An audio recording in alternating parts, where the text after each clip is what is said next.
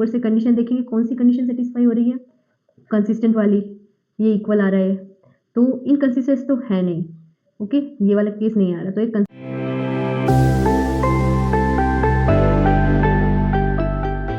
यहाँ पे देखिए 85% लोगों ने तो चैनल को सब्सक्राइब ही नहीं किया है। आपको पता ही है, देखिए अगर आप सब्सक्राइब करेंगे तो मैं मोटिवेटेड रहूँगी और वीडियोस बनाने के लिए। ओनली 14% लोगों ने सब्सक्राइब किया है जो मेरा कंटेंट देख रहे हैं। यहाँ पे ये क्वेश्चन दे रखा है, the following system of linear equations, ये हमें 3 इक्वेशन दे रखी हैं और फिर हमें पूछा गया है कि इसके सॉल्यूशन इनफाइनाइट होंगे, यूनिक होंगे, नो सॉल्यूशन या 3 सॉल्यूशन। ठीक है, तो हमें इस क्वेश्चन को सॉल्व करना है। तो यहाँ पे हम क्या करेंगे, सबसे पहले हम देखते हैं कि सॉल्यूशन कैसे होगा, पहले रूल्स देख लेते हैं। तो अगर rank of A augmented B is equal to rank of A ये हो, तो इसमें 2 पॉसिबिलिटी हो सकती है, इनफाइनाइट सॉल्यूशन और यूनिक सॉल्यूशन। एंड ये फर्स्ट पॉइंट।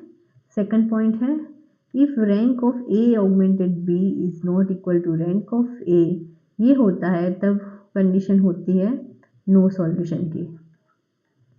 ओके, इसको हम एक तरीके से और भी बोल सकते हैं, यहाँ पे कंसिस्टेंट सॉल्यूशन मिलेंगे और यहाँ पे इनकंसिस्टेंट सॉल्यूशन मिलेंगे।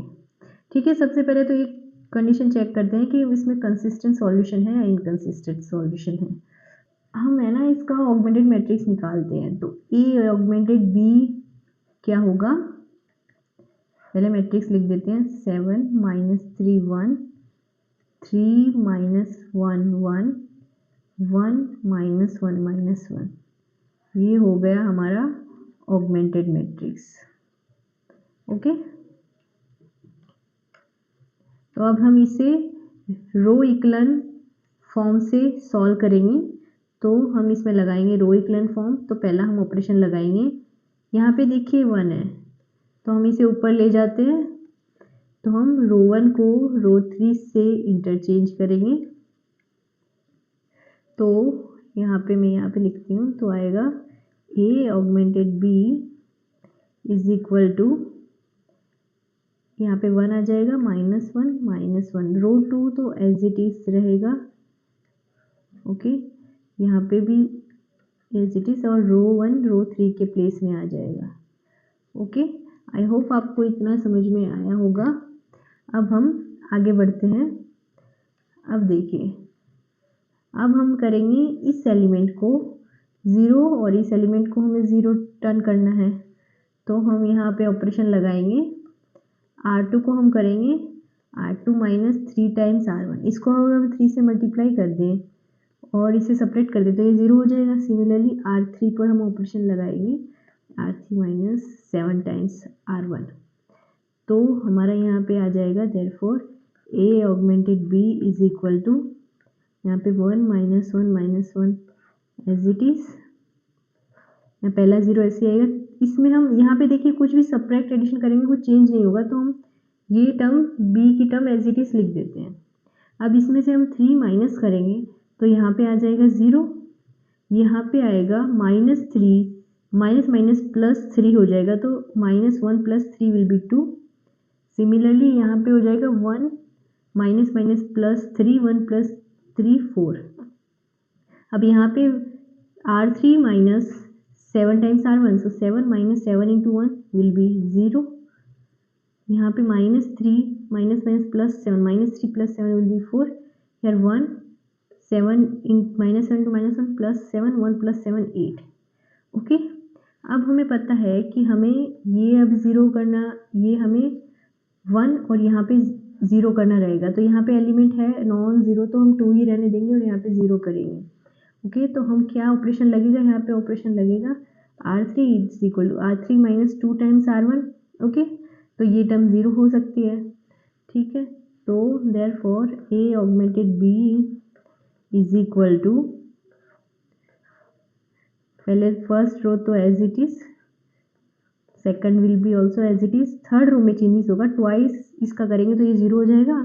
8 - 4 into 2 -8 that will be 0.